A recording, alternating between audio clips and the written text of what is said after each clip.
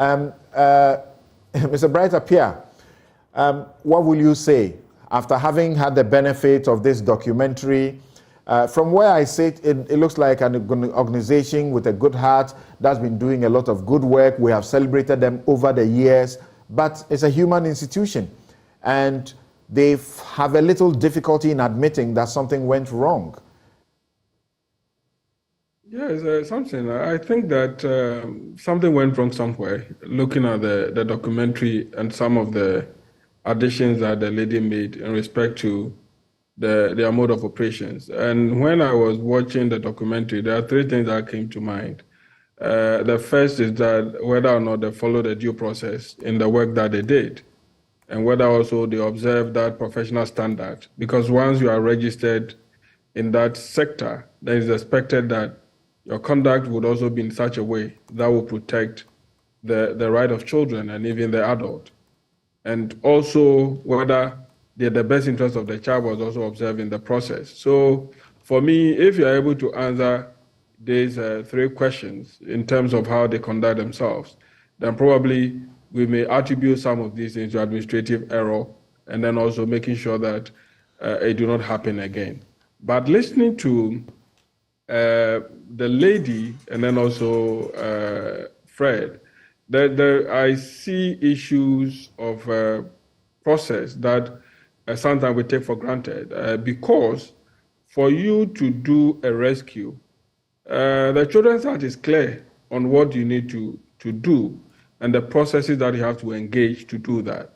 And even to the extent that the legislative instrument to the Children's Act gives you a clear direction as to what needs to be done. So once you follow that process, again, you are conducting yourself in a manner that's supposed to. But I think that for notice, that is where most of NGOs, our work must end. We need to notify the system to take up certain responsibilities. And if you look at the work of IGM, there is a high involvement of the state institutions like the police, social welfare, and they must take the lead in some of these things, so that when it comes to prosecution and all that, it's not a matter of IGM leading the process, but it's the state institution leading the process because they've been notified. It obviously will be the police, not the organization, but they will depend on the information that is given to them. And the courts will also rely on the information that is supplied it. And that is where my issue with, because what IGM did is to just give the system a notice that this is what is happening at this particular time. Irrespective of the report that they will submit to these institutions, it's not absolute report for them to depend on to do any further work, but rather it is a notice and they have to go in to do further investigation to establish whether indeed the notice served them is right and or it is wrong, so that they can make some recommendation. That is where the social inquiry report is very critical in deciding what you need to do. And whatever recommendation that will be made by a social welfare officer in respect to the social inquiry report, it must be followed strictly.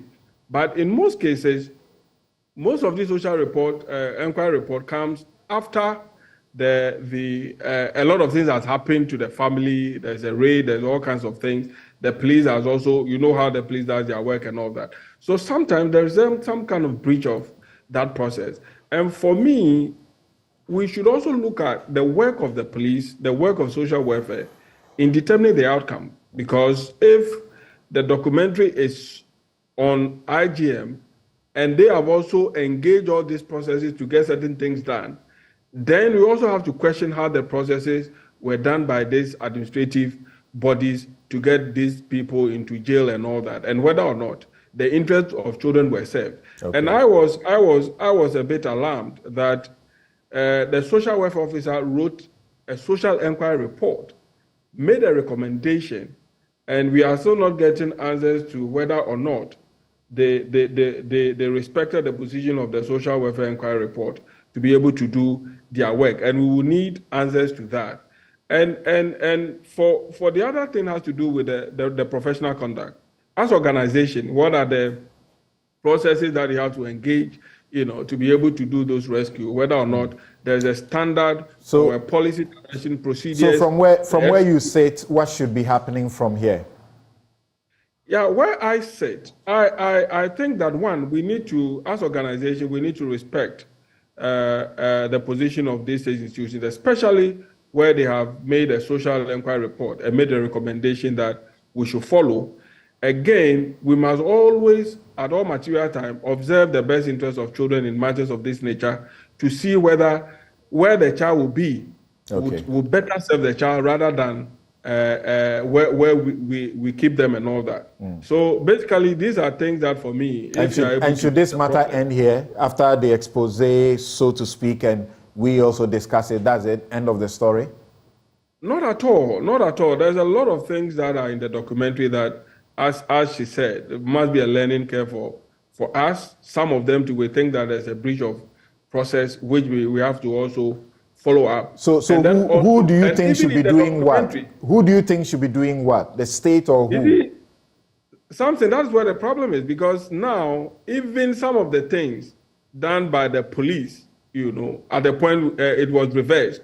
So there's a whole lot of things that we have to do within that supply chain so that we can get the kind of results that we want at the end of the day. Because a case of that nature cannot go to court for the person to be prosecuted, sent to jail, and later find out that something went wrong. So sometimes the bench must get out of their seat to go into the community to do some analysis. The police must also get out of their seat to do proper investigation. Social welfare must also get out of their seat to do proper investigation before some of these outcomes are determined. Thank you very much, Bright Appiah. Even one thing, even in the documentary, I think that something also went wrong because a child face was shown throughout the documentary. And for me, I think that if BBC can do something about it, they should do that, because yes, the 11-year-old child, I made that observation as well. Okay, thank you very much, Bright Appiah of the Child Rights International.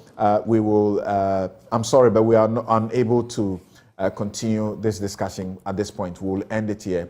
But just to let all of you know, all of us know, that according to our Children's Act, the interests of the child, the welfare of the child is paramount. And that's what we do in this country, according to our laws and even our courts.